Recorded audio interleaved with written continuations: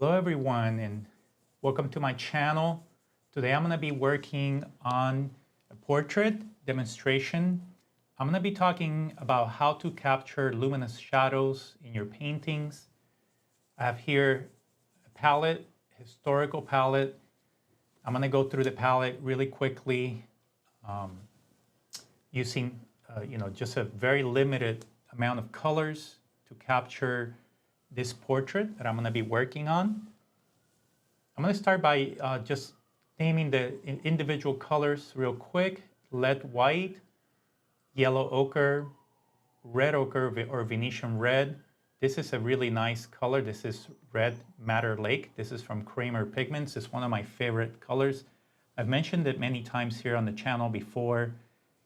And if you're interested in purchasing this color, you could just go through some of the links that I have on my kit and you could find the link there. This is this is raw umber, cypress raw umber, also from Kramer Pigments. This is bone black. And what I want to do today is I want to just do a quick demonstration on how to go about setting up some luminous shadows in your paintings. There's a few things that I use in terms of materials to achieve this. I'm using a traditional chalk and glue panel. This panel is really, really important. This is a key factor when, in achieving some of these techniques. This is a very luminous surface and it has an imprimatura, which is a very thin coat of umber color. And I'm gonna be laying in an underpainting or under sketch. This is a technique that comes from Flemish painting. And the way that it works is that you set up a kind of a brown sketch using some transparent colors. That's the key. So you want to mix the raw umber with the madder lake. And I'm using oil, a drying oil, diluted with a little bit of spike oil of lavender. You could use turpentine, but if you're indoors, it's quite toxic, so I don't recommend that you do that. I just recommend that you use, perhaps oil, and this will actually handle oil pretty well because it's an absorbent surface. Now, I've been asked many times about this surface. How do you prepare? Well, this panel was scraped down. This is a pretty straightforward technique used by Rubens and Rembrandt in their early period. And the panel's scraped down and it has a lot of absorbency. You have to reduce the absorbency with an imprimatura, and that seals the surface, but it will not render the surface completely, the surface will still hold some oil. It will be semi-absorbent. So when you draw on this, it will actually fix the drawing and you're able to paint directly on top. If you use a natural gesso ground, that's something also on canvas that you could use. And this is actually a very important material to use because it will actually hold the drawing. If you're using acrylic gesso, you can't do that. So I've been seeing a lot of posts by some other artists that talk about acrylic gesso. What's the difference? Why use a traditional gesso ground? Well, that's the key. So when you, for example, if you're going to apply a line, after a little while, it'll be difficult to erase that line. You can see that it's still fixed. So if you put colors on top, the paint is not slipping around. You could actually paint on top of that after a little while and the drawing becomes fixed to the surface. So that's a really important aspect of this technique. And you're using the light of the ground to punch through some of those layers of paint. So that's exactly what I'm going to be doing here. So I'm going to start with madder lake. And these are techniques that are well documented by scientific journals. So I'm going to madder lake and umber, and I'm going to start by laying in, by the way, I'm using mongoose hair brushes. These are standard brushes that painters from this era would have been using. And these are difficult to find nowadays, but you could use the bristle, any sort of bristle brush, even a brush like this you could use. That's a wonderful brush to use to lay in the drawing. So the first thing that I want to do is I want to establish just a quick schematic drawing here. I'm thinning down the paint with solvent and oil, just a tiny bit of oil. I just want to establish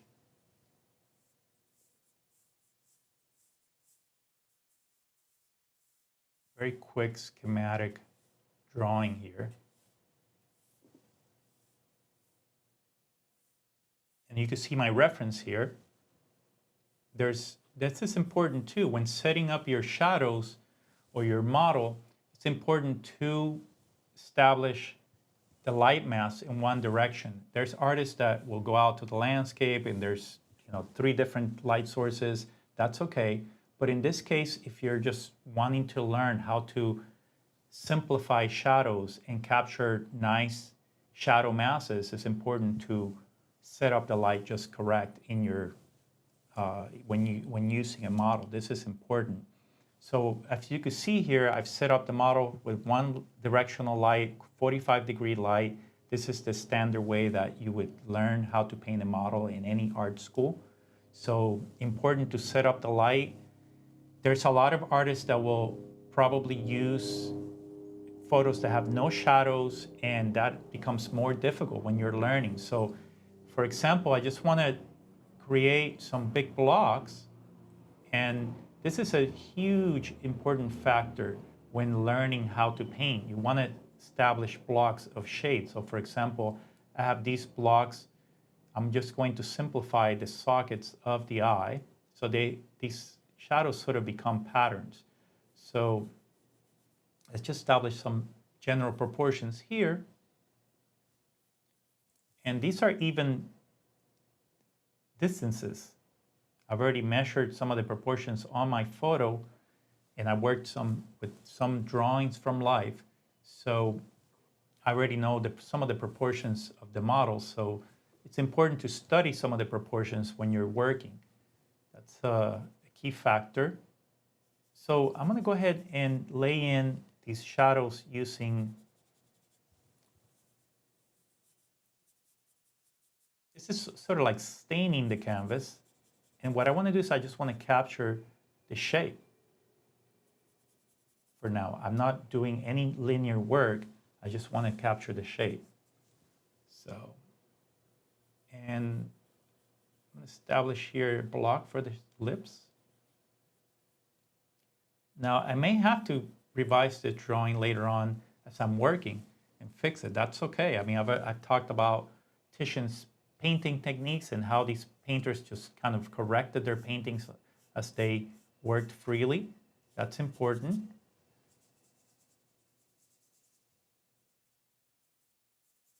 So I'm just keeping it all very simple for now, just one color. And this red color makes a huge difference because this color will come through.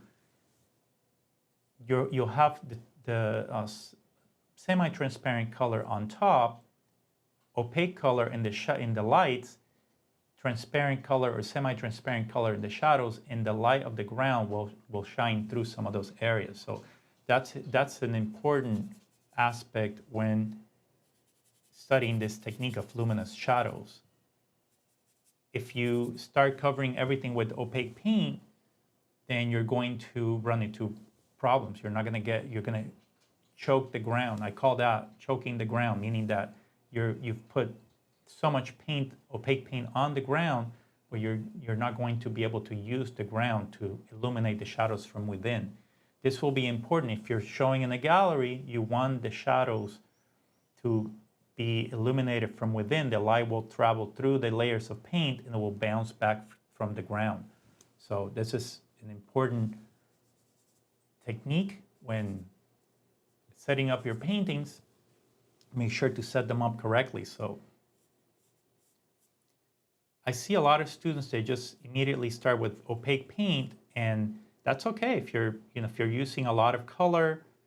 But in this case, the color is very limited. So I'm using a limited palette, and this is essentially a technique that was developed by the old masters such as Rubens, Rembrandt for the early period. If you're working on a dark ground, which I've mentioned before here on the channel, this technique is different. You would be using a darker ground, and it's important to build the tints completely opaque or semi-translucent, semi-transparent. So let's just continue here.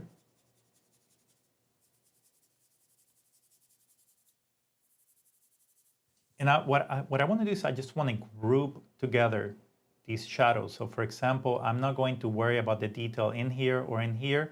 The idea is just to create patterns.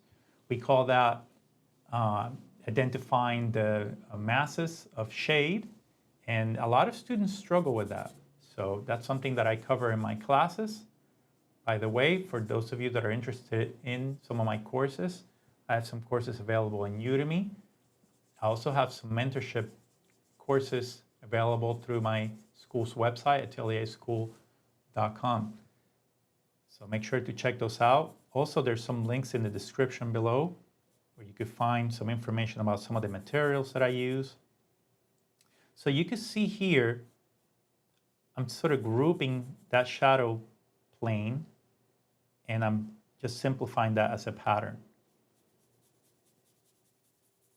Now that's it. That's why it's important to set up your model so there's a lot of nice shadow shapes.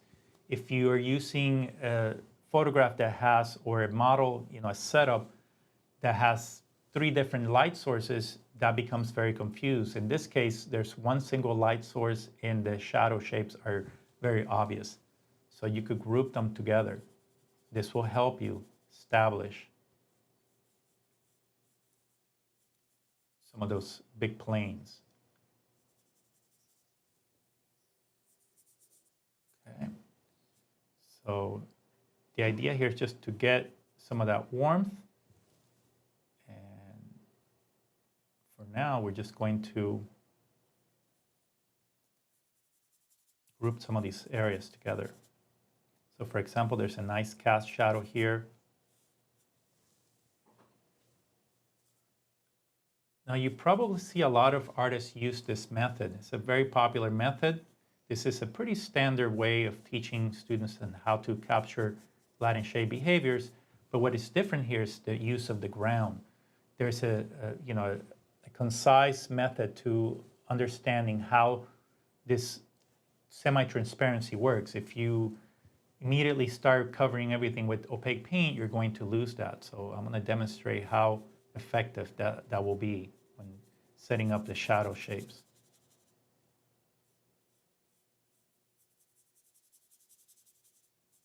You can see that the ground just holds the paint perfect. I mean, there's not dripping oil, even though I'm using a pretty fluid medium here. So the ground is exceptional in this case. This is a standard ground from any painter from the past. Nowadays, the acrylic gesso replaced this natural gesso ground, or in this case it's chalk, natural chalk ground. So a lot of artists are unaware of the benefits of something like this. So I'm going to continue to improve the drawing here, working on some of the expressions. So for example, the angle here. And at some point, I do want to come in here and start laying in some of the darks in that mass. So I start with a general mass, and I could just continue to improve. If the drawing's off, then you could just remove it. So it's a lot like an ink drawing. So for example, here, I want to just focus on, try to stay away from, even though I'm using a round brush, try to stay away from using brushes that are, setting up any type of detail right now. The idea right now is just to focus on the blocks. Make sure that everything is lined up.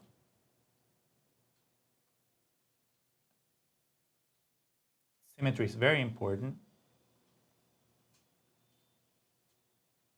So usually the distance between the bottom of the nose to the chin, it's 1/3 of equal. So basically from the hairline to the chin is 3 equal parts. Not everyone fits in that canon, so you have to kind of check that. So his chin is just slightly lower than that. And then the mouth will be in the first third. Okay, so out there, the opening of the mouth. You could get more accurate as you're working on the portrait and finishing up.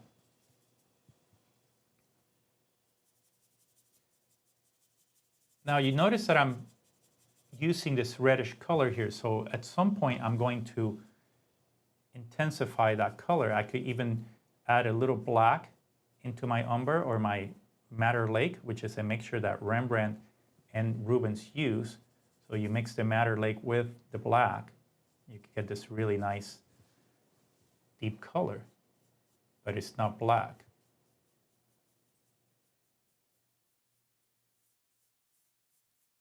Notice how I've been asked in a lot of my posts, how do you get the brushwork or the streaky imprimatura?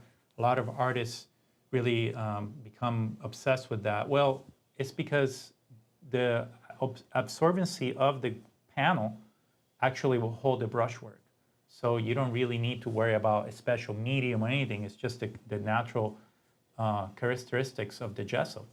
So you can see here how it just holds the brushwork. And I cover a lot of this on my painting class. Also, the character of the alum in the madder lake. Madder lake is made with alum, and it has this weird characteristic.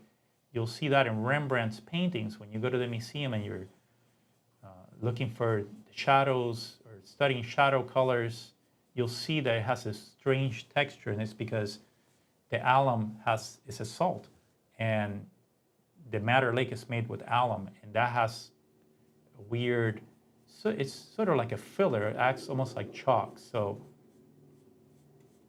that'll give you a very strange texture. That's something that is very difficult to achieve with perhaps a modern alizarin crimson. So that's why these traditional pigments, when students ask me, well, why do you use these old-fashioned pigments? They're prone to darkening and to fading. Well, that's one of the reasons, because I'm looking for those characteristics. I really enjoy, I mean, this almost starts to feel like hair because it's holding the brushwork. So you'll see that artists such as Rembrandt use that to their advantage. And they actually leave this underpainting exposed. So at some point, I'm going to start establishing the eyes. And the eyes, I want them to be about halfway through. So about right there. Okay. And I could intensify the darks there by mixing a little bit of black with the, be careful with the black. I've talked about that in some of my other videos. The black it's a double-edged sword here. It could help you, but it could also make the portrait way too dark. So be careful with the black. Okay, so that's what an undersketch or underpainting would have looked like in a lot of these other paintings, perhaps a lot more refined and obviously with amazing drawing skills. You see Rubens and Rembrandt achieve some of these beautiful passages with just a few strokes. And I've talked about Rembrandt's drawings. I'm going to go ahead and draw or erase this line. And it's because when you're looking at Rembrandt's drawings, it almost feels like he's rehearsing for this stage. So I could just simplify. I could use a rag if I need to. But I want to stay away from line here. Just want to go ahead and use blocks of shade for now. I do want to mark what the ear is.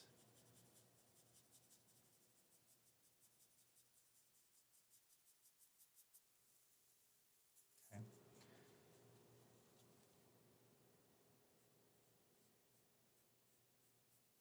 So I can manipulate this wash as well. I mean, you're not stuck with it. It's fixing some, but you have enough working time where you're able to work.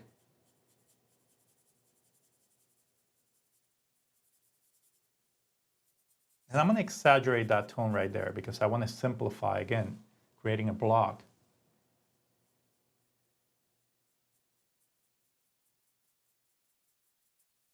Okay.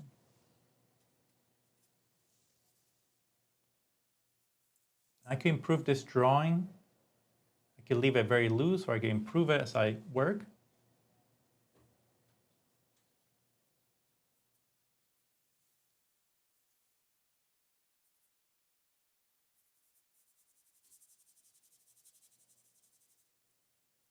And I unify this area.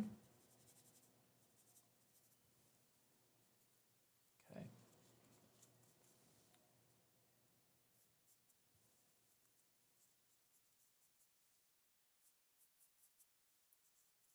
So I'm going to go ahead and start mixing some of the flesh tints. So this is an important step when developing these luminous shadows. You can see that the light is coming through, and if you hang on to some of those effects, that will be quite beautiful in the final painting. So that's not an easy thing to do, especially if you're impatient and you start covering everything. So the idea is just to kind of stick with this very simple drawing style, very schematic drawing style, because if you start putting too much work into this, then it becomes almost like an underdrawing or a traced underdrawing, and you don't want that. You want to keep it open. We call that keeping it open. So open means that you could just move the ear here because it's just a shape for right now. I mean, I can move this higher, make that into a block. I can move some of these shapes. So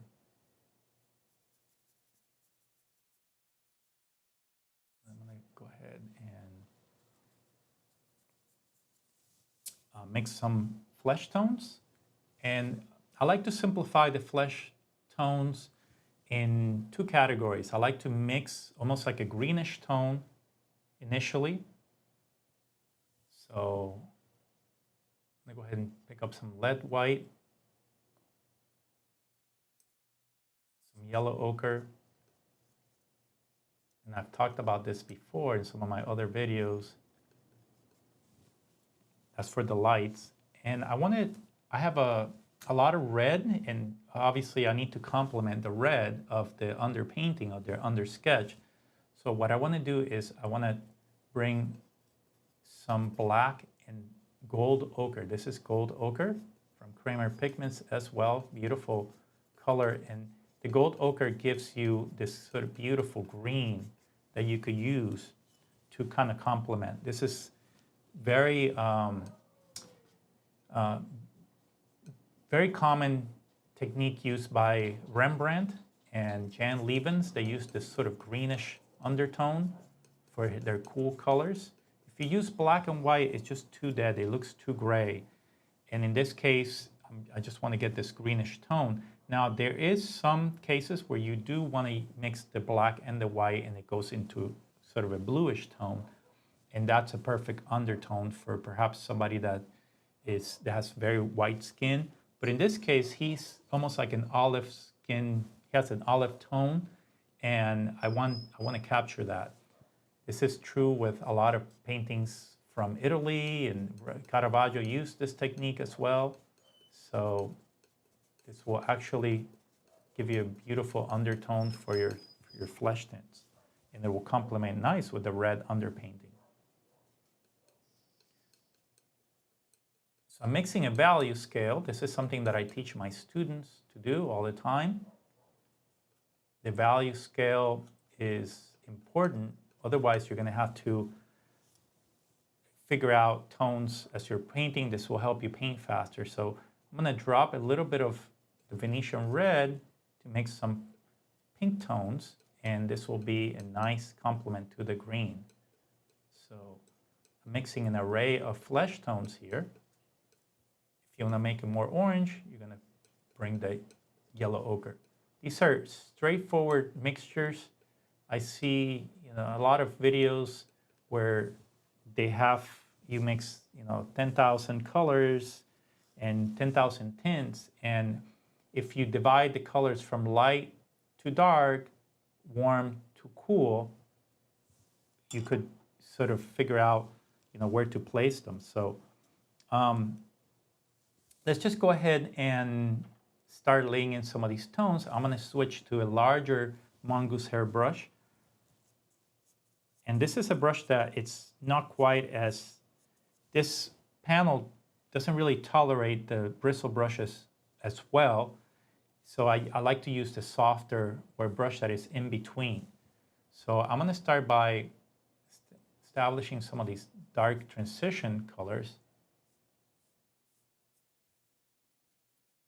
from, or the halftone. You'll notice that at first the paint will not stick too well to the panel. You have to kind of work it into the surface. So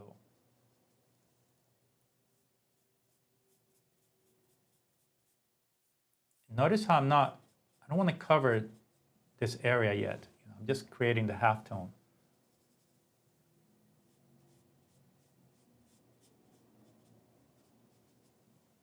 So these are transitions from, essentially the turning is cool, so I'm focusing on almost like a greenish tone that's going to complement with my under sketch color.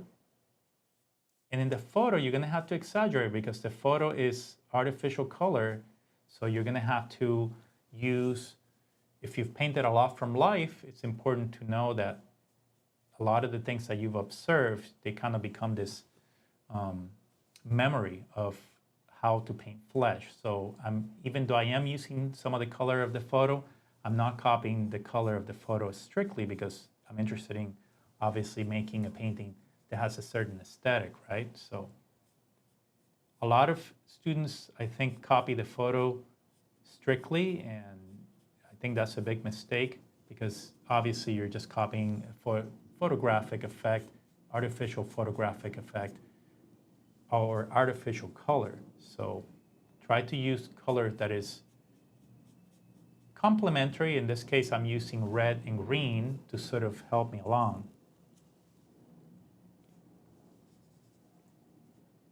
So I'm making some transitions here. Essentially, I'm just going wherever I see the cool color, that's where I'm focusing my efforts.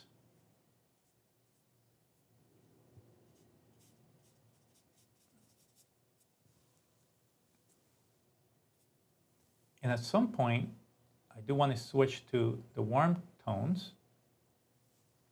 I've been told by a lot of some people that follow the channel, I've been asked, well, the grisaille, the issue with the grisaille, do you use a grisaille? And I always shy away from that question because I don't really strictly use a grisaille. I prefer to use a dead color. This is dead color. This is not I'm not using vermilion or azurite. These are dead colors, and you could do a lot with the dead colors. And set up everything beautifully in warm, cool relationships, and then in the second layer, come in with the nice, strong, high chroma colors and create some beautiful shades. That seems to be the way that a lot of these painters work. And I see the dead color mentioned in a lot of manuscripts. So that's something that it's important. Otherwise, what this does is gives you neutrality in the first layer, and then you're going to use the high chroma color to create accents of color on top. So usually the paintings will require 2 layers of paint. But in this case, I'm going to try to achieve quite a lot in this first layer by using this Venetian red. And the Venetian red is a pretty high key earth color that works really well. As you can see, it gets you a beautiful pink. And the gold ochre is pretty nice as well. So the idea is just to build up the halftone.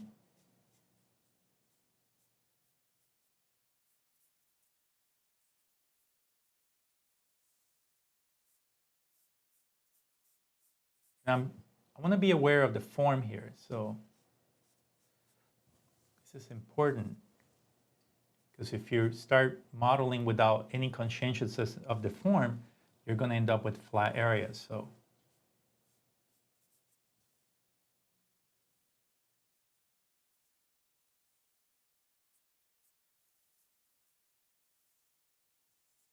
there are areas that have a lot more intensity. For example, here,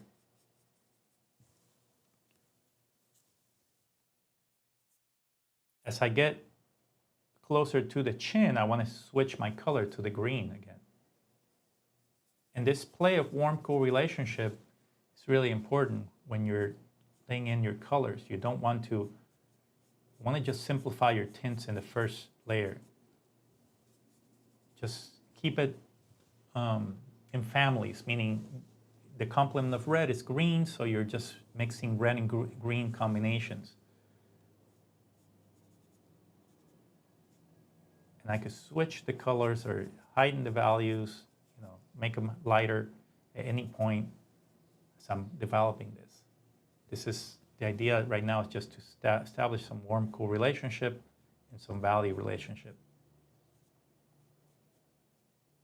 And notice how I'm not going into the shadows yet. I'm going to keep those pretty undisturbed. I'm going to just not work on them for now.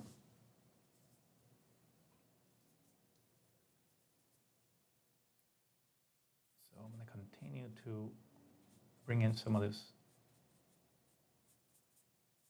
beautiful subtle tones in here. Let's bring in some of this. Now, one important aspect is I see a lot of students immediately dropping white into the shadows. Try to stay away from the white. If you need to lighten the shadow, use yellow ochre or red ochre. Try to use color to lighten the shadow. Stay away from the light, or the white, excuse me. So for example, I'm going to bring a little bit of yellow ochre and red ochre, just to make this just slightly more opaque, but not to cover it.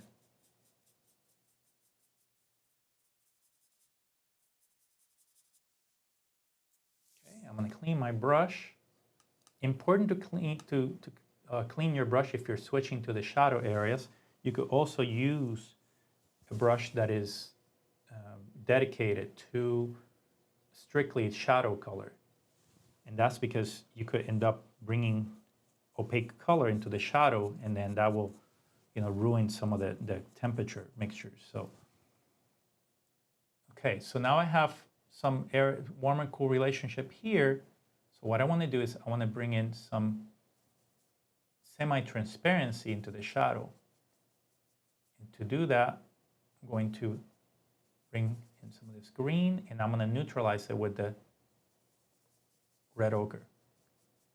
Okay, and now I could drop some of this color in here.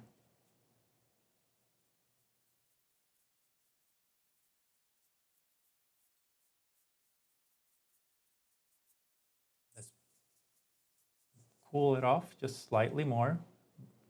Neutralize it with the red ochre.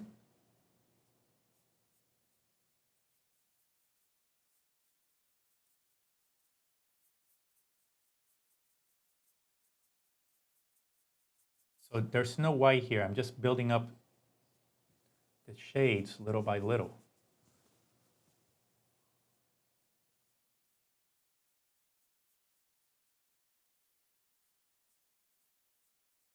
And that color is semi-transparent, meaning there's some transparency, but it's not fully transparent and it's not fully opaque. So you're still allowing the ground to show through.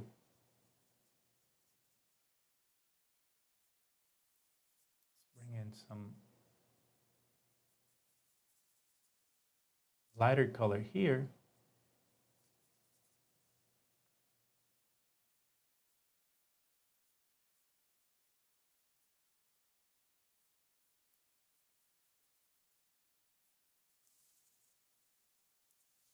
And let's bring in some of that color in here as well.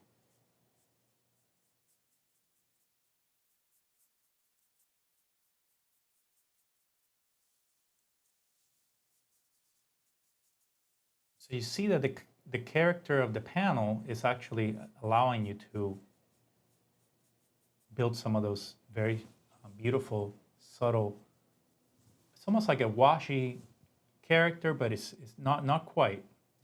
So let's sort of soften some of those tones against the shadow here to get that beautiful transition. And I'm using the complement again.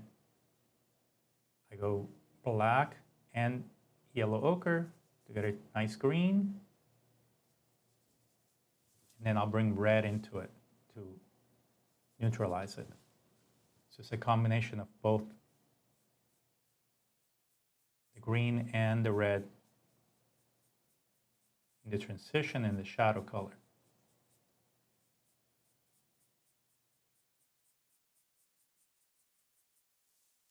Okay. All right, so I'm going to go ahead and push the dark over here.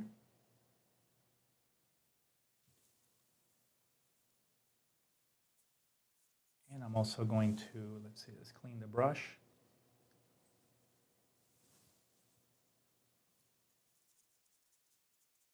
Let's work on this side. You could regain some of that ground at any moment too by scraping. Rembrandt did that. He would scrape down the ground. You could even use the end of the brush to get, to scratch into the panel, sort of like that. So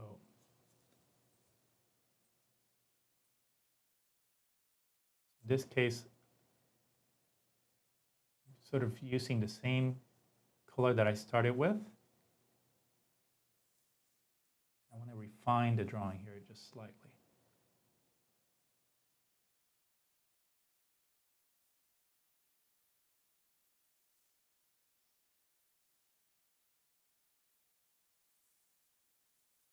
This Madder Lake color is really beautiful. Gives you some really, really beautiful effects.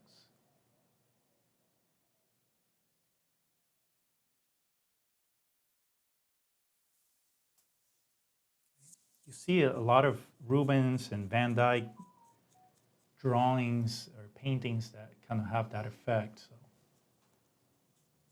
all right, so I'm going to go ahead and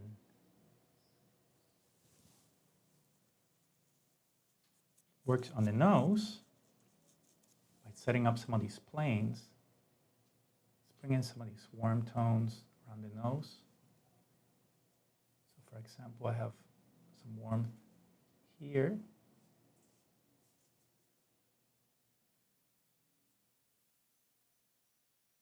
And obviously a painting takes quite a bit of time to develop, so this is a quick demonstration to just show you how I would set up a painting.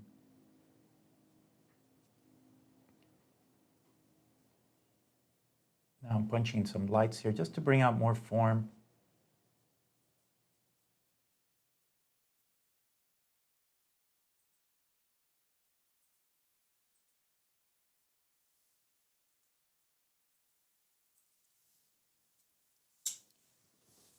Let's see, I'm gonna use a rag here.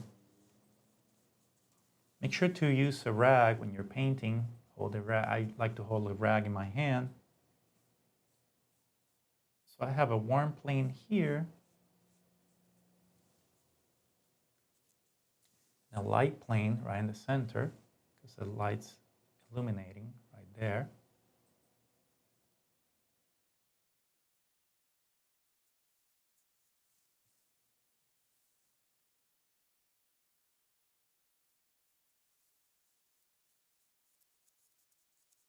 I could switch to a smaller brush.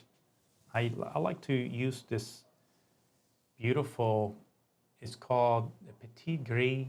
This is a number 2 Isabey mop quill. It's a mongoose hair, not mongoose hair, it's squirrel hair. And it's a beautiful brush for working some of these details. So lately I've been using this more than a sable brush, and I really like it because you get a lot of control and a lot of softness. So work here some of these finer lines. I just want to model some information in here. The other brushes will not allow me to do that as well. So this is a great brush for doing detail and finer things.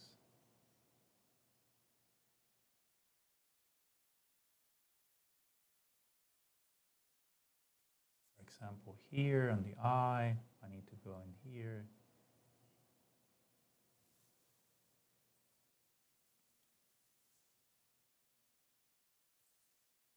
And get in some of these areas, it gets softer tones. I'm going to drop some of that color in here. I want that to be a cool color in there. So let's bring in some yellow ochre with the black.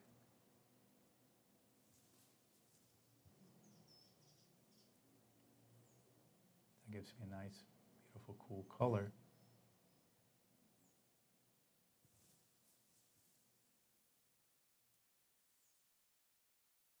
Here as well. So you can see that it leaves hardly any brush work, and that's why I really like it, because you could get some nice soft edges with it.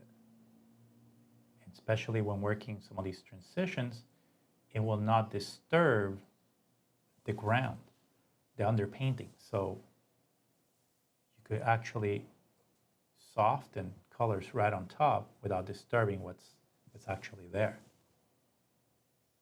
So for example, I could do a velatura right on the shadow transition, soften that, and not have to disturb what's underneath. And you can see that the ground is actually gripping the paint now, and it's almost fixing into the ground. So it's going to be easier to work. Those beautiful transitions. You could just imagine working on this for 6, 7, 8 hours. You get a lot of beautiful subtlety. When you look at Rubens' paintings, you see the way he used the ground. I mean, I'm going to demonstrate here. For example, I could drop color right on top of what I've painted, and it will not disturb what's there.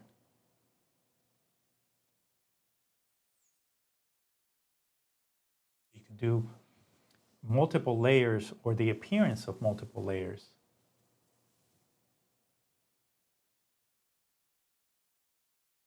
I'm going to do some nice softening here.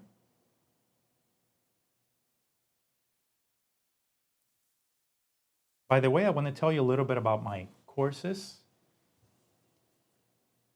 I'm doing right now a mentorship program online for those of you that are interested in learning some of these techniques. You could find out some information on my website, atelierschool.com. mentorship.com. I have some pre-recorded courses there that you could access, and I also have some courses available at Udemy, the Udemy server. I have a Vermeer course, a Rembrandt course. There's about 8 courses there that you could check out, and there's a lot of information that you could explore. And if you're interested in setting up your own curriculum, you could theoretically use these courses to sort of set up your own curriculum. It's a really important body of work that I've created there that I'm proud of. I have a lot of students that access that information to sort of begin to understand some of the fundamentals of drawing and painting. So make sure to check out some of those courses on the description below.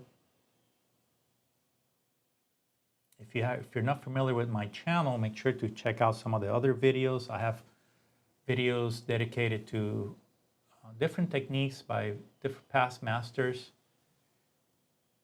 I've always believed that that's the foundation to painting. If you really want to learn to paint, you really should study the masters and learn some of their vocabulary.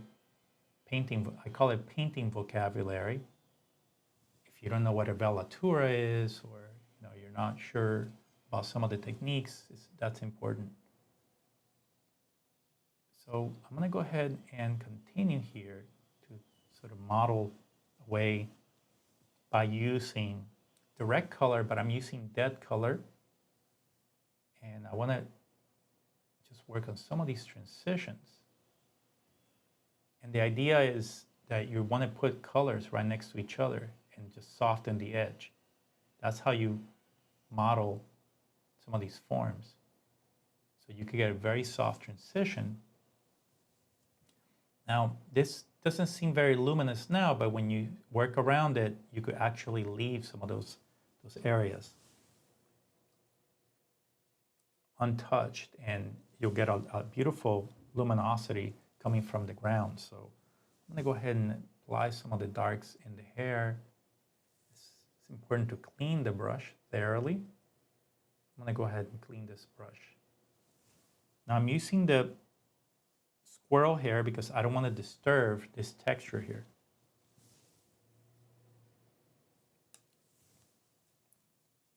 And some painters from the past would not work directly on top of the underpainting. They would allow it to dry, and then they would work on the second layer with a velatura or working up stage, which is essentially opaque paint. But in this case, I'm doing a quick demo, so I'm going to go ahead and dilute my black with a little bit of oil and mix it with a tiny bit of umber and the Madder Lake. And I'm going to go ahead and, it's almost like doing a glaze, but it's not back to back. And I could kind of hang on to some of what's underneath, although it will disturb it some.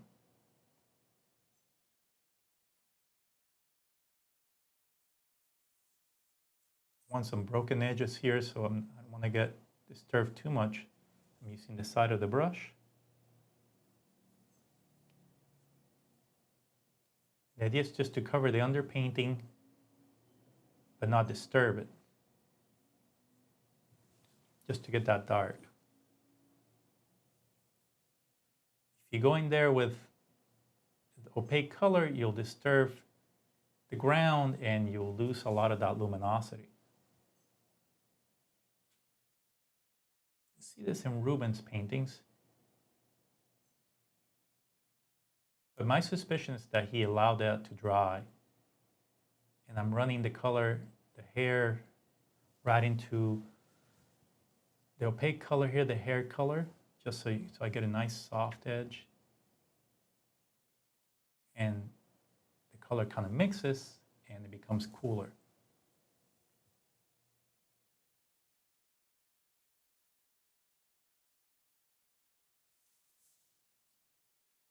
It's bring the same strategy over here. Just punching some of these darks now.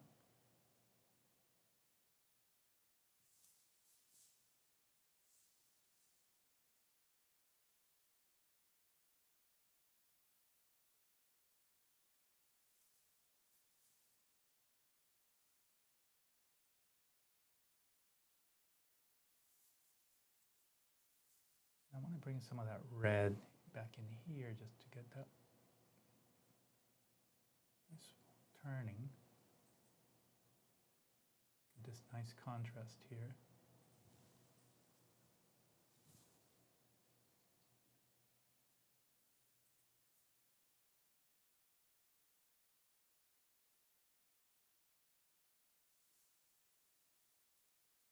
Okay. Let's continue here with the black. I've been asked about the black many times. Should I use black? Well, if you're using straight black, in this case, it's mixed with oil and is used transparently on top of another color. Using black by itself, I don't know, without any under layer, you could do it. There's artists that painted black passages strictly. Rembrandt did it, but usually you want to do it with an under layer or an under painting or on top of. My Vermeer course, I talk about that. Vermeer used an under sketch with black, but it was not strictly black. He mixed it with umber just to warm it up. So think about that. All right, so let's just go ahead and clean the brush once again. So you want to manipulate these colors little by little. And a lot of the stuff that I'm talking about in this video, you could find information on my channel little by little.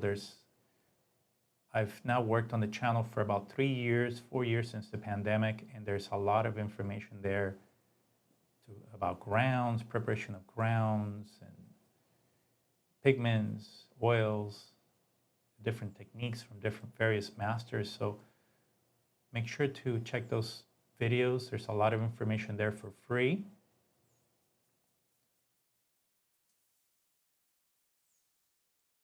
So let's see. I'm going to continue here to start establishing the drawing, perhaps the drawing of the ear here. So you could just imagine working on this for 6 sessions and repeating the same process over and over. It's very powerful when you're layering colors like this. So I'm going to work on this nose, model some of these tints.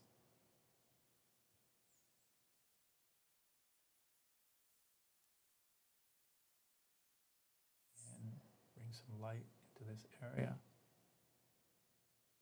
Into this area. So the idea is just to start with lighter colors, or excuse me, halftones, and then build up the color little by little. So I'm going to go ahead and go back to my green tones.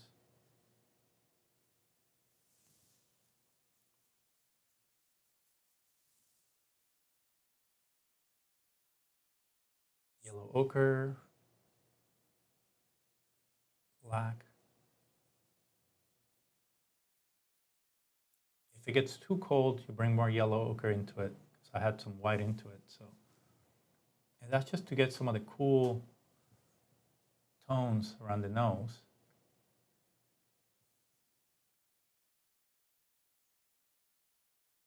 And the idea is just to get some solidity.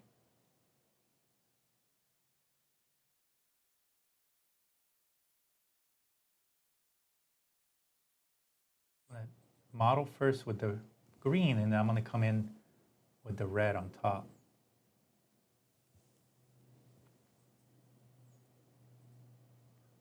So it is a sort of a grisaille or a verdaccio underpainting, but it's all wet into wet.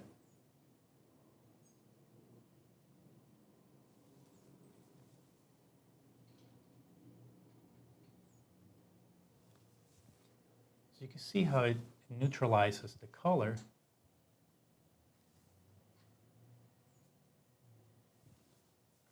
Very, very nicely.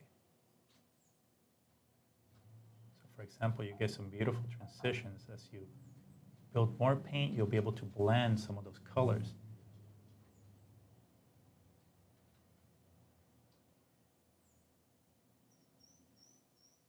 It's a really nice brush. I've been asked, I think it was a subscriber that asked me on some of the comments if, how could you be using a watercolor brush? That you use whatever you need to. If the commerce tells you that it's watercolor, you laugh at it and you just buy it anyways and you use it if you need to use it. If you need to paint with your hands, you use it. There's no rules. So, and as a matter of fact, a lot of the brushes that the old masters use, that they recommend in their manuscripts, squirrel hair is always mentioned. So it's a brush that's in Shanini mentions, Pacheco, Palomino, the list goes on of authors that mention that the use of the squirrel hair. And it's because it's a brush that really allows you, as you can see, allows you to do some beautiful transitions.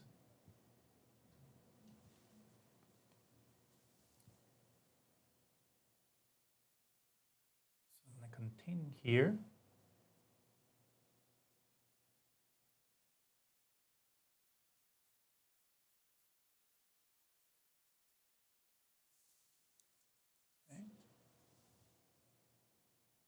Now at some point you see that this area is still, I still have the underpainting here, and I want to go ahead and continue to build some of those colors. So the underpainting is just sort of understated, meaning that it's not going to be just the underpainting. So I'm just dropping a little bit of semi-opaque color in here. In this case, red ochre, a tiny bit of yellow ochre. Let's do yellow ochre and red ochre just to get some of that luminosity. Trying to stay away from the white. I could do a velatura and mix white in there, but you don't want to cover that.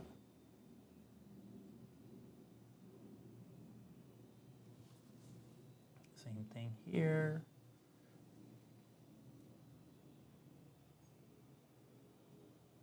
Let's do the red.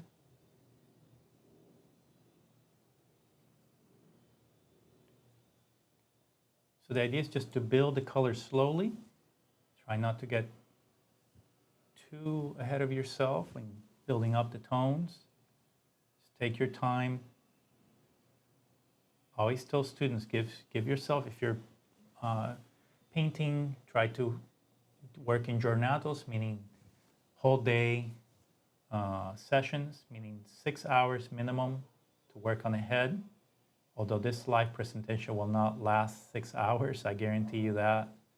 But you could imagine what could happen if you work on 6 consecutive hours modeling paint and just trying to get some beautiful subtlety. So that will give you a lot of richness in the tones. And you can see here now I'm beginning to sort of work with the tones around the eye. So I'm going to bring in some of those cooler tones around the eye.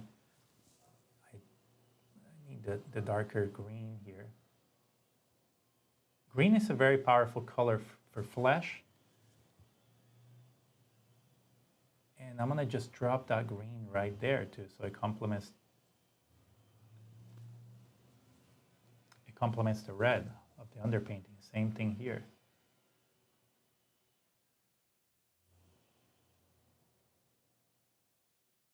That just gives you a nice transition.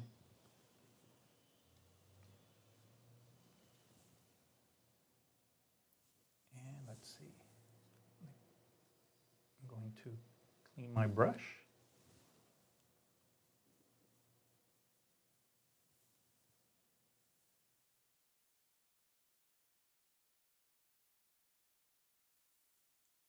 just bring in some of those pink tones in here.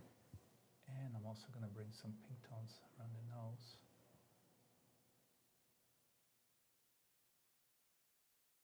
I'm dropping the tones right on top of the green that I initially worked on. And the panel should be able to hold that without disturbing what I worked on earlier.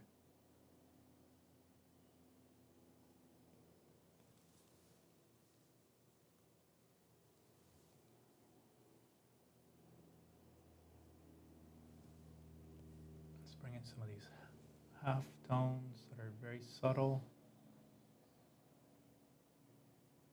and create some nice transitions.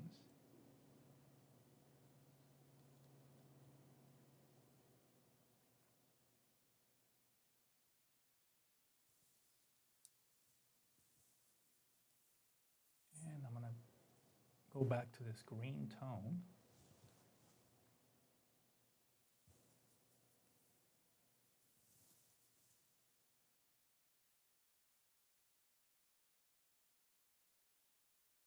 Should be some light here, so let's just push that slightly lighter. The light's coming here, so I got to relate it, so let's bring in lighter tone here.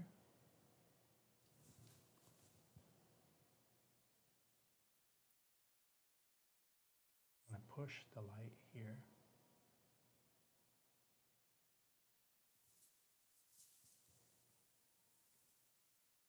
And I push the light here as well. You can see how the paint just lays right on top. It's not mixing with the other because the panel has absorbency and it's fixing the paint. So it's a really beautiful, beautiful material or beautiful surface to work with. So I could build the light.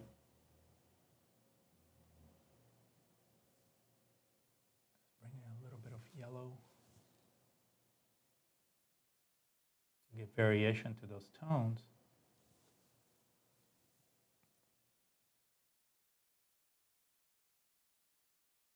So that's an important consideration when you're choosing materials.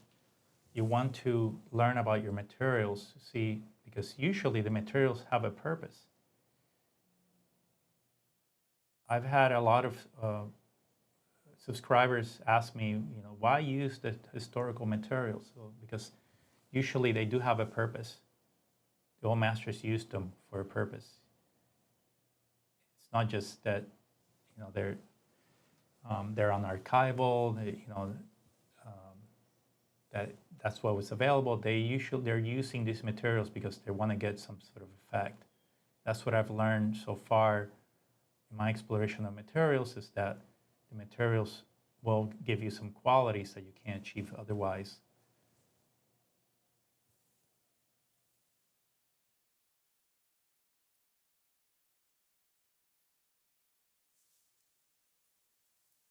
So I'm going to bring in some of the cool pinks here.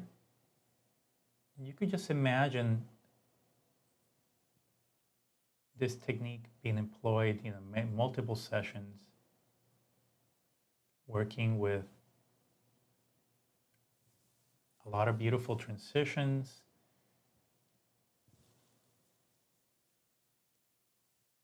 So let's just focus on the bottom lip for a little bit.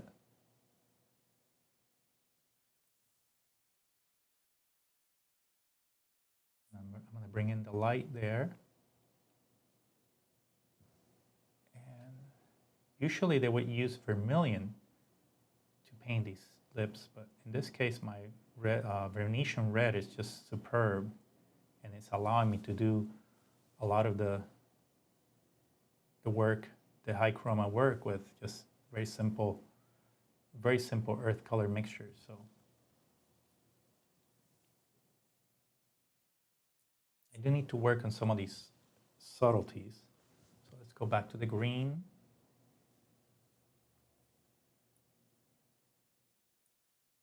Yellow ochre. And I'm going to need more yellow ochre. By the way, these are handmade paints that I usually prepare.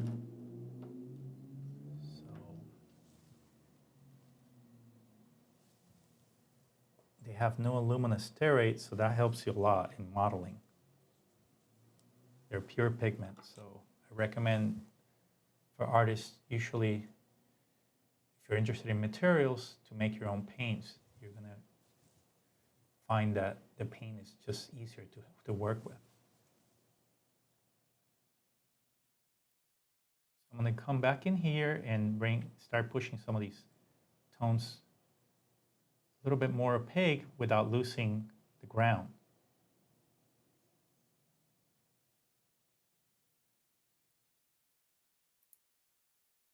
Now, again, this is an old-fashioned technique that I'm teaching here. If you're doing landscapes or you're interested in the impressionist method of color, where you're using a high chroma color for the shadows, this method you could employ, but it's slightly different. You wouldn't use the darker colors for the shadows. You could use perhaps an ultramarine blue to lay in shadow passages. So be aware of that. So I'm going to mix a little bit of red ochre with the madder lake. It's a great mixture to get some of these nice, intense reddish color. And you could, if you mix these two colors, you could adjust the transparency of the both. Opaque, the red ochre is opaque and the madder lake is transparent. So by mixing either more red ochre or less red ochre, you could control the transparency. So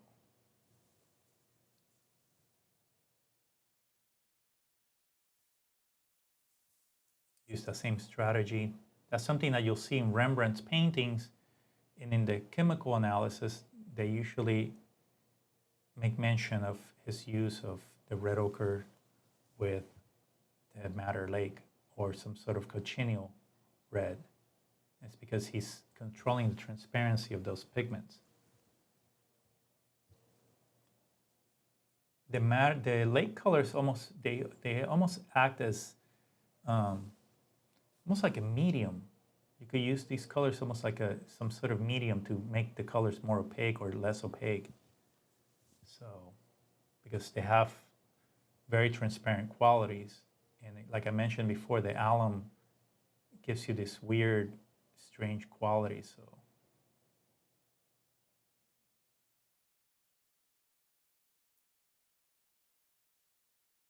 I'm dropping some of that subtle color in the shadow mask now. And again, you could spend hours and hours doing this, laying in these paintings. You could spend more time in the underpainting, under sketch, to get the drawing just right. So let's go ahead and go underneath the nose here to punch some of those colors. Here there's a orifice here for the nose, and I want to use the madder lake. I'm having a hard time getting a really dark color there, so I'm going to mix it with a little umber. Okay.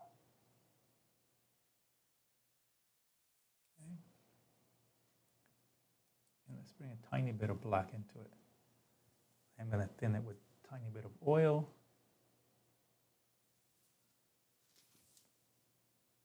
And let's see here.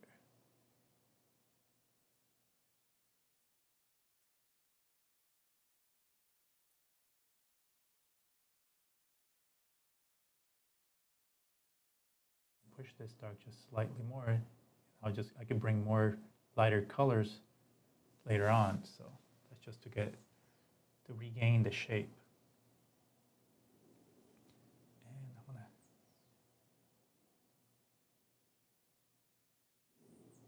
now this color is just slightly grainy for now. if you use a mauler, you can maul it into a very fine color, and it gives you this very clean tint. So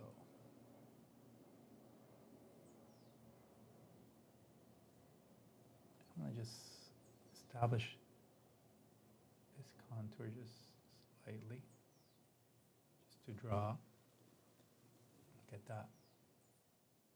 I could come in with the background color as well.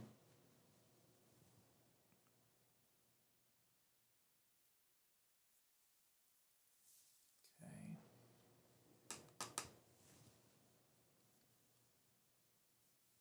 So let's continue here, modeling some of these passages here around the nose.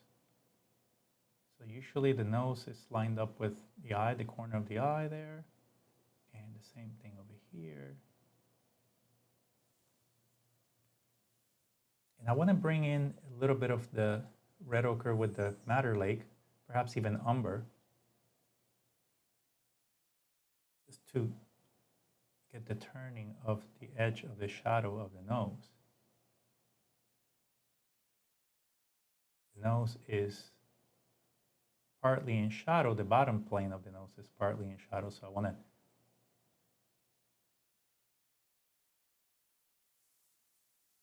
describe that here.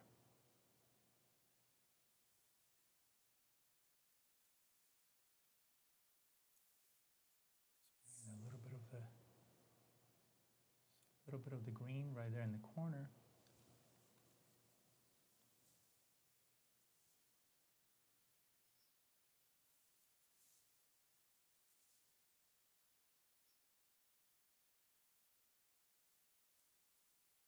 My color's slipping here because my palette is upright. There's advantages of using the palette this way. The color's sort of right next to the painting. For the video's effective because you can see my mixtures. But when I'm working on a painting, I do use this method. It's very, very nice to use. So here I'm just establishing, even though I'm exaggerating some of the cool tones here because you can see that the photo just makes everything warm. It's a kind of a low quality photo. And that's okay. I mean, you could work with photos that are not, if you are used to working from life, these photos, they're just going to give you reference. You're not going to copy the photo exactly what you're seeing there. So, and my color here is already fixing to the surface. Now there is a small technical detail that I didn't mention before, and it's that I'm using heat-bodied oil in my lake, madder lake, and that will make the color dry very quickly, and it will fix to the surface. So that's a key to make the color dry faster and to sort of fix to the surface. So as you work all the other tones, by the time that if you were working this for 6 hours, this area would probably be half dry already, and you could just layer the color right on top. So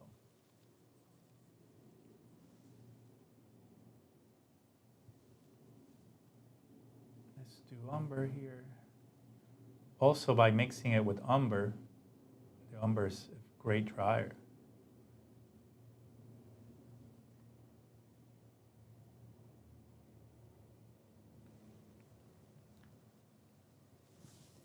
So, all right, let's bring in some of this black in here as well. I could fix some of the drawing here. I mentioned before that I like to improve the drawing as I work, and it's because sometimes as you're working, you just see things that you can move, and that'll make the painting better. Although the photo will not have that, that's okay. But it's best to just to work the drawing or improve the drawing as you work.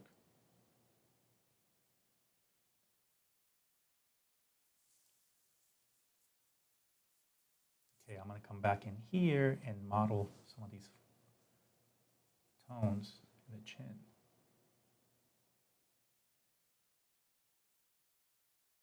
Going with the cooler color here, although I could regain some of that warmth at any point by just bringing a little bit of the matter in there.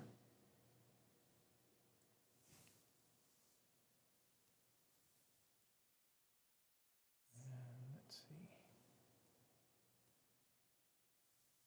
I have to pick up my yellow ochre here. It's traveling halfway across my palette. So usually I just do this, and that'll allow it to, but it's polluted some of my my red ochre here, so it's okay. So I'm going to clean my brush.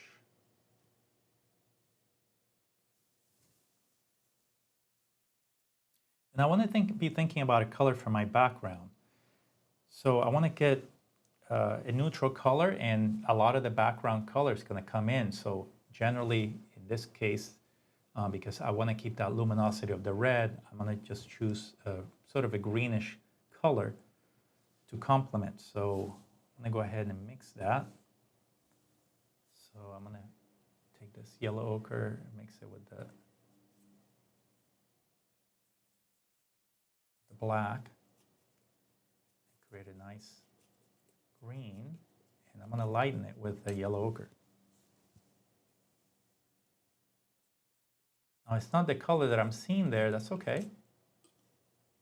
You don't have to copy the color that you see in your photographs. You could change it. The idea here is just that you're making a nice paint, trying to make a nice painting, right? So something like that, perhaps even slightly more lighter.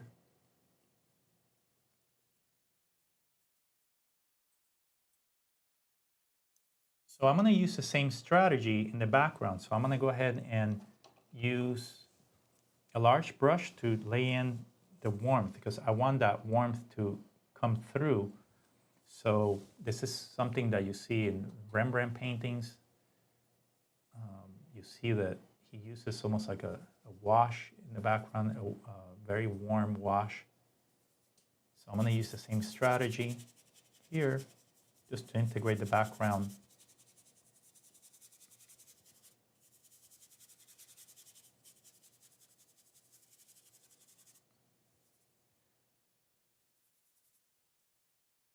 I wouldn't use this in every case, but in this case, I've set up this painting to do that. And the undertone, as this is called, I call this an undertone. Some people call it an imprimatura, but in this case, the imprimatura is already there. So you can see how luminous the warmth of the matter mixed with the umber is. It's a nice color. It's very difficult to get this color to behave. I mean, you could use burnt sienna, but it's not quite the same. So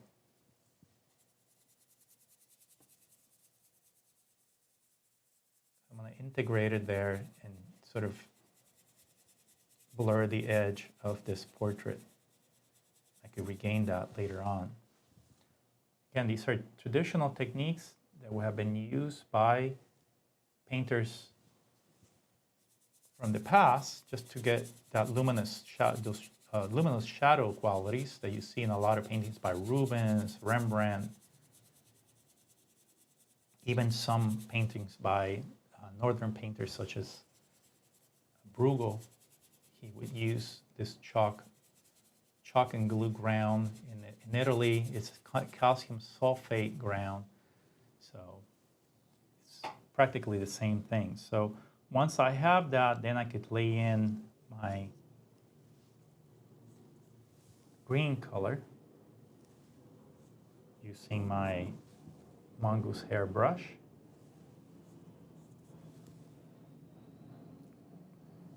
Let's see. I have plenty of color here, so I want to apply it And you can see here that the color is not going to cover, it's going to mix with the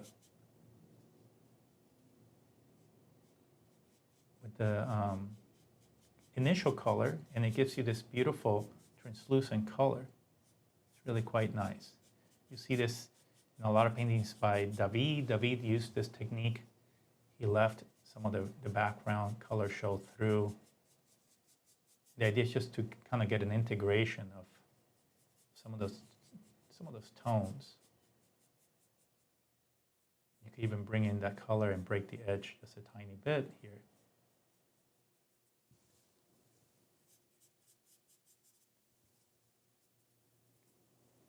So in this case, I am going to bring in more light in this area, because even just a tiny bit of white, because I want the contrast of the light, right? So here I am drawing.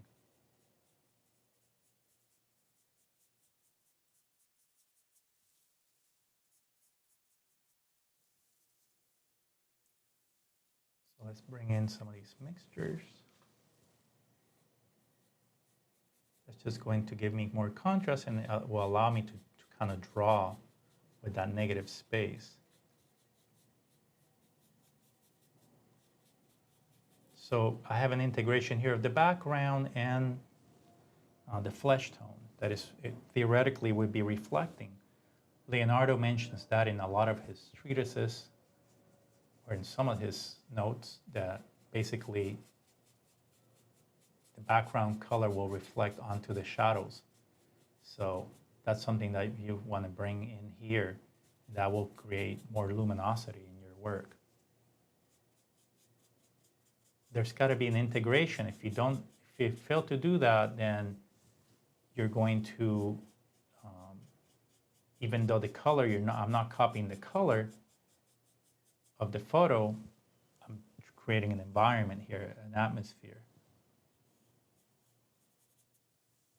So let's go ahead and now I'm transitioning the color, making it slightly darker over here. And you could just imagine this fully modeled, and all these areas covered, and that will give you more integration into the tones. But for now, what I want to do is I want to continue on the head.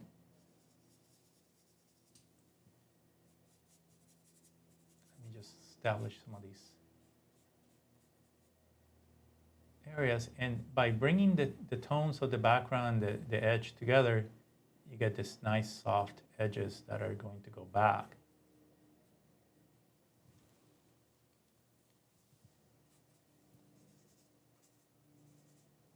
Okay.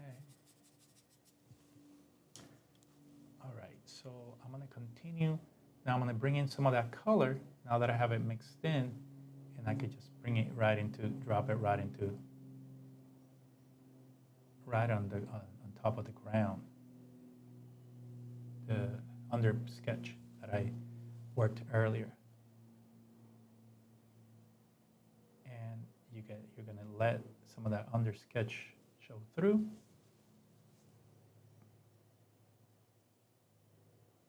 But you're not going to cover it fully.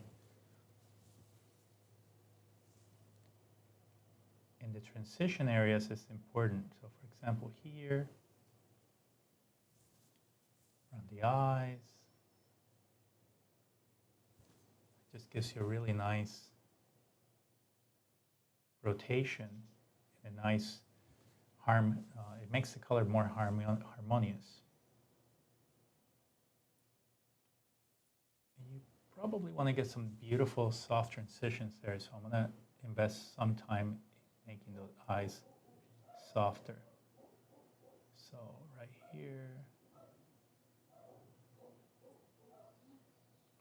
and I am gonna mix warmer tones.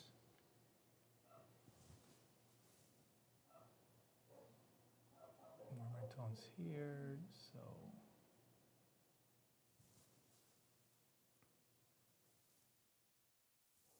let's go ahead and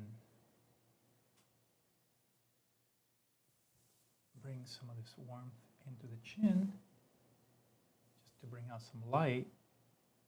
And setting up the portrait is not easy. At first, you're just trying to put enough paint on there. I see students just want to blend the colors right away, and my opinion about that is you don't have enough color to blend. So you need to work very hard at establishing halftones initially, and then you have enough color to blend or to soften the edges, wet into wet.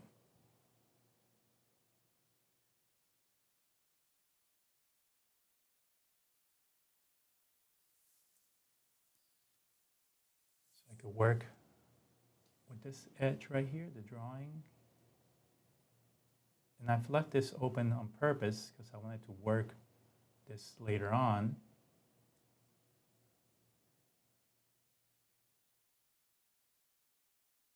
It kind of becomes confused in the photo, so I'm going to go ahead and leave it sort of loose.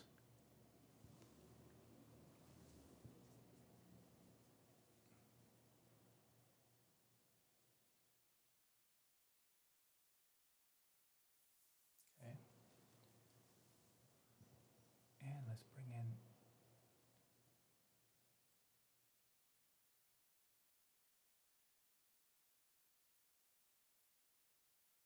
the hairline.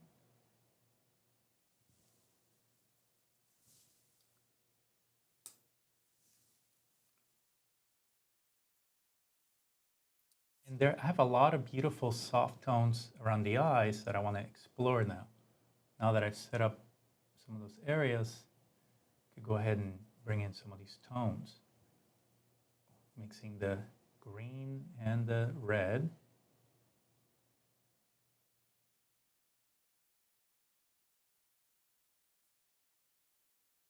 And dropping the color very, very gently, because if not, you disturb the ground once again.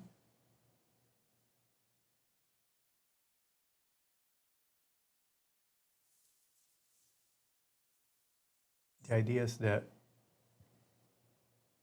you're putting those tones in a very subtle way. It's going to give you that color that is soft and subtle. It's smoky. It's like Leonardo's Sfumato. Soften it here. And work on the, again, you could work on these transitions for hours and hours and hours and make it softer and softer.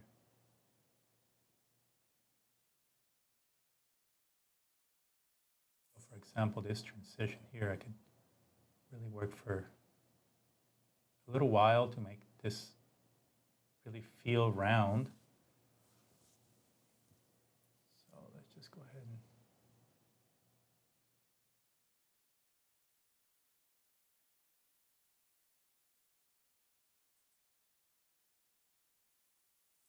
by the way, this panel is very smooth. It was scraped smooth, so it will allow you to get some really, really, really beautiful transitions.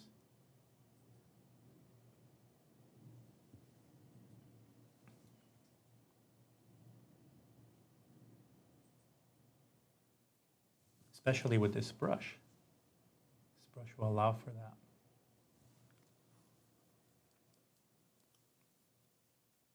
So I'm going to go ahead and work on the eyes, the drawing of the eyes just slightly. I want to work with some of the dark transition tones here.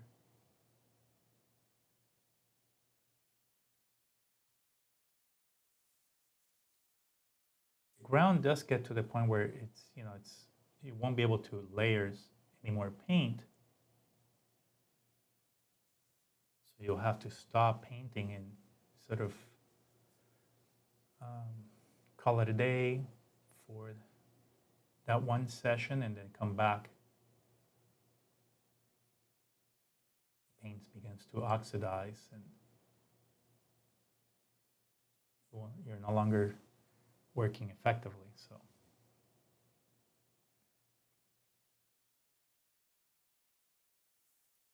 let's continue here. Again, I want to remind you of some of the courses that I offer. Find more information on my description below. If you're interested in one-on-one mentorship, I usually work with a lot of students that are developing their portfolio. So if you're interested in developing a portfolio or you're heading to college, you need a portfolio for a scholarship, I can help you set up a nice portfolio. I've had a lot of students that have been awarded scholarships, and I usually work with a curriculum. So if you're interested, make sure to check out the description below.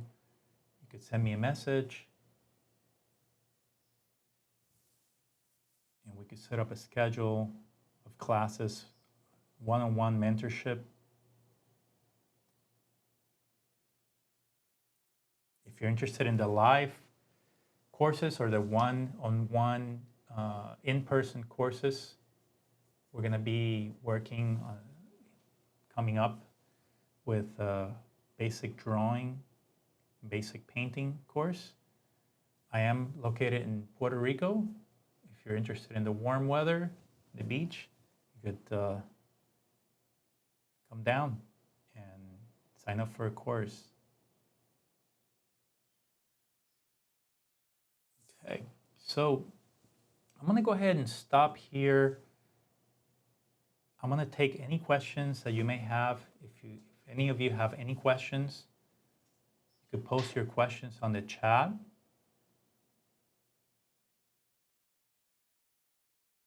And you could just imagine this painting. I'm going to go ahead and finish this painting, work it for a couple sessions, and then post it on my social media. By the way, if you don't follow my social media, make sure to check out my social media pages down in the description below. I have a Instagram page, Luis Borrero Art. I have my YouTube channel, Luis Borrero Visual Artist.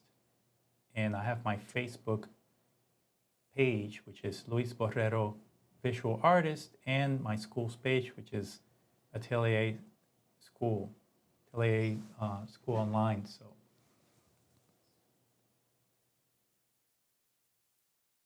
let me just go ahead and just work on this area just slightly, just to tighten up the drawing. Just in this case, I mean, the idea is just to layer paint. You could just imagine working with this for hours and really getting a solid painting in the lights. So, for example, here I could just work on that edge right there and close that drawing slightly. You can see how by covering everything and leaving some of the ground showing through, you get some really, really beautiful effects. So the key here is just to hang on to that under sketch and try not to disturb it too much. If you don't feel comfortable leaving the under sketch, then try to practice in setting up the under sketch with good drawing and good values, because that's probably one of the most important things. If you're wanting to use this technique, it does require for you to kind of have good drawing skills and good sense of value. So it's a tough technique in that sense. So I'm going to go ahead and drop more light here at the tip of the nose.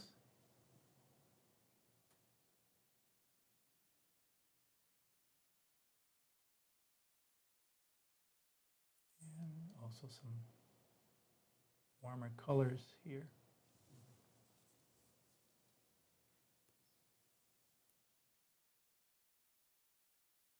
You could achieve incredible subtlety by just mixing more and more transitions.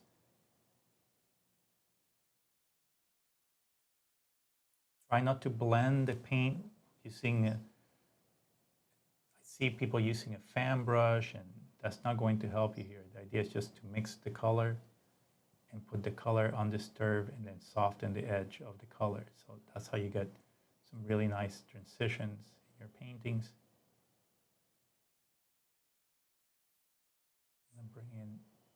make this eye just slightly larger.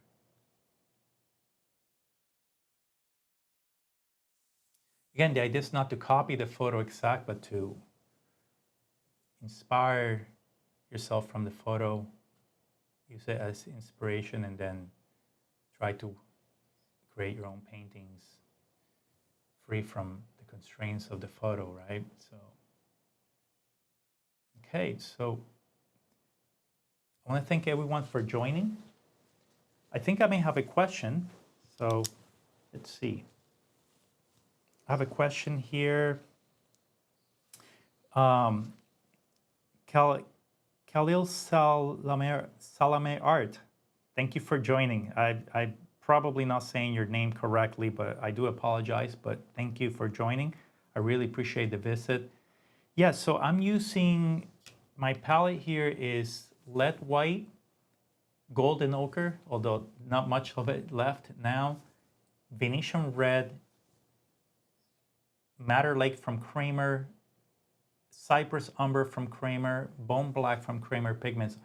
All my pigments are from Kramer except the lead white that I'm using. This is a commercially prepared lead white by RGH Paints. They've been very gracious in supporting my channel.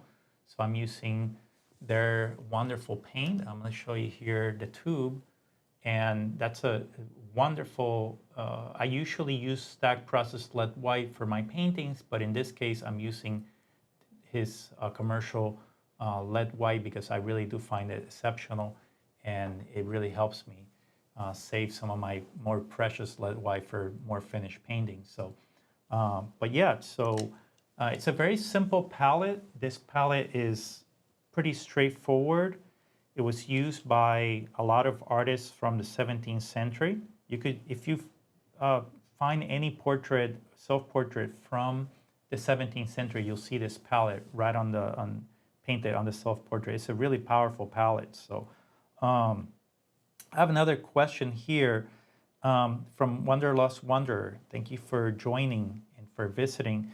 The skin tone has many colors usually. How one can prepare that? Just the cheek alone, or the forehead has a bunch of colors?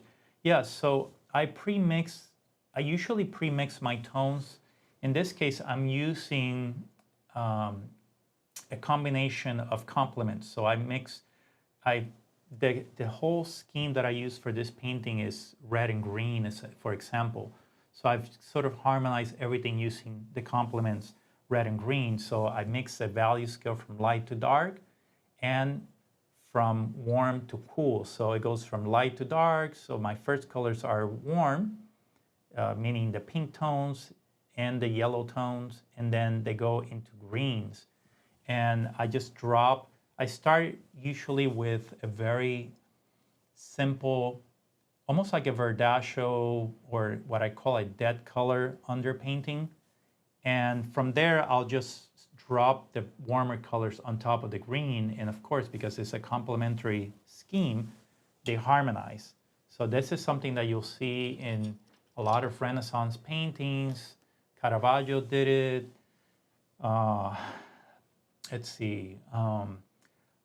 Barocci did it. You'll see Guido Reni did it. So it's something that I've learned by just studying all master paintings, and it allows you to simplify the task of painting flesh.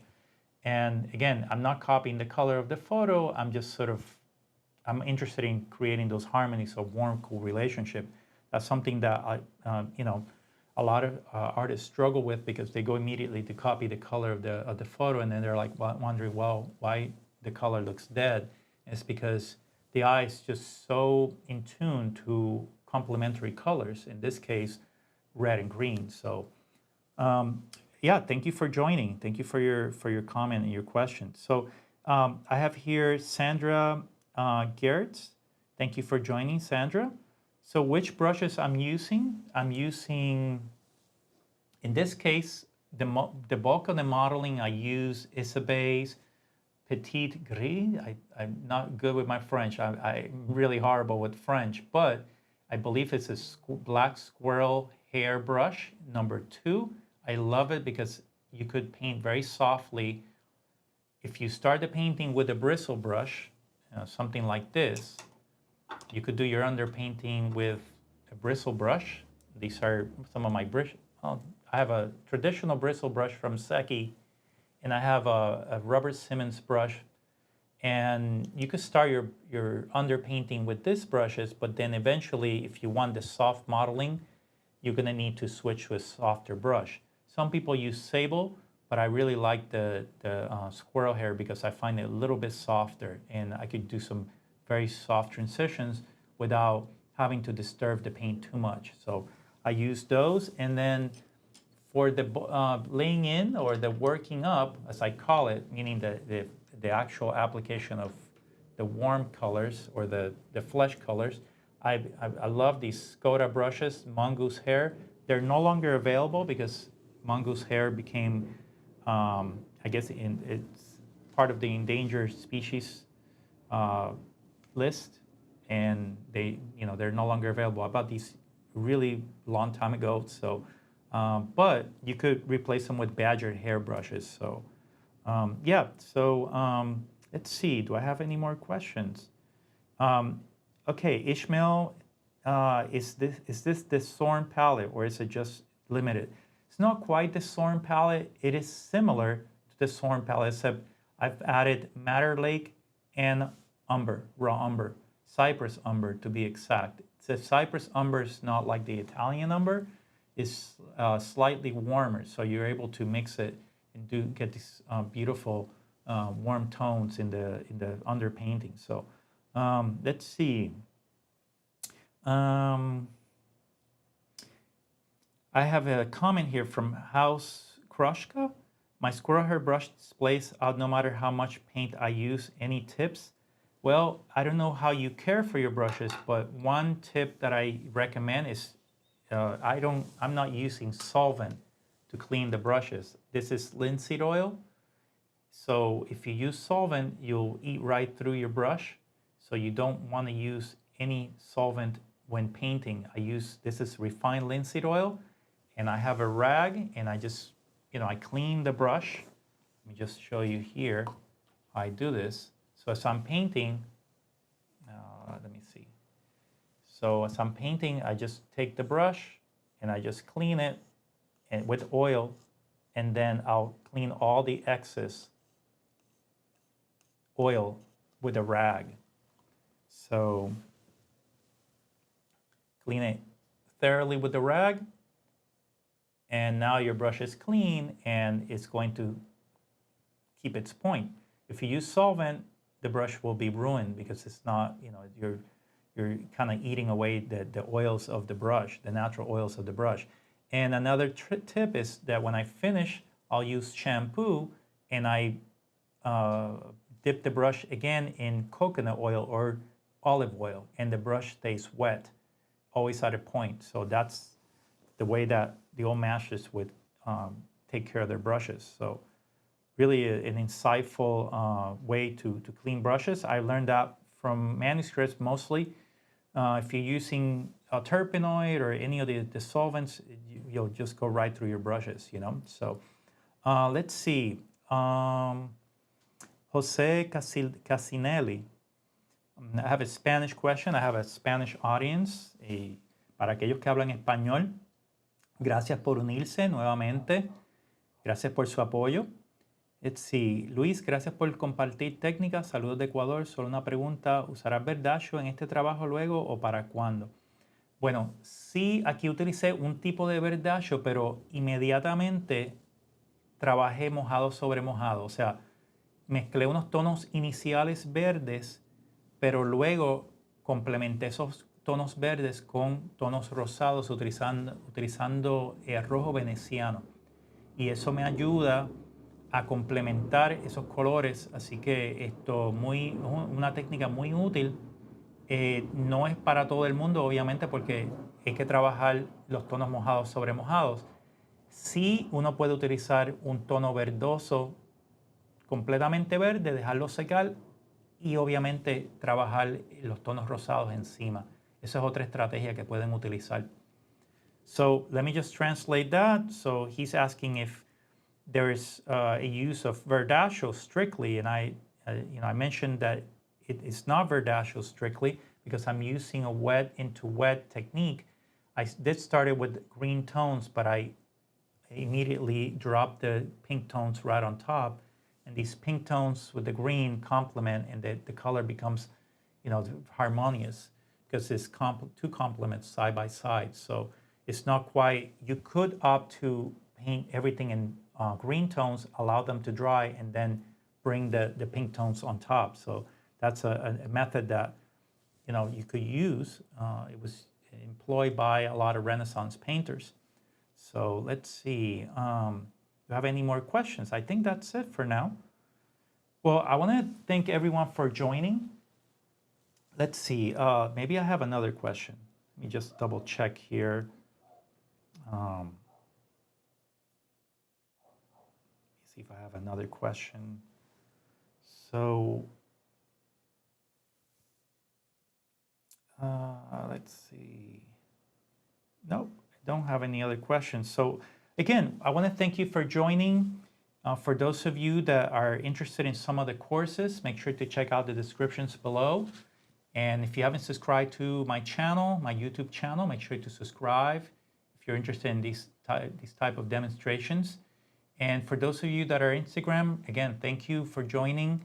I'm going to be doing more lives in 3 platforms: my Atelier School Facebook page, my Instagram Live, and my YouTube channel page. Thank you again for joining. Have a great day.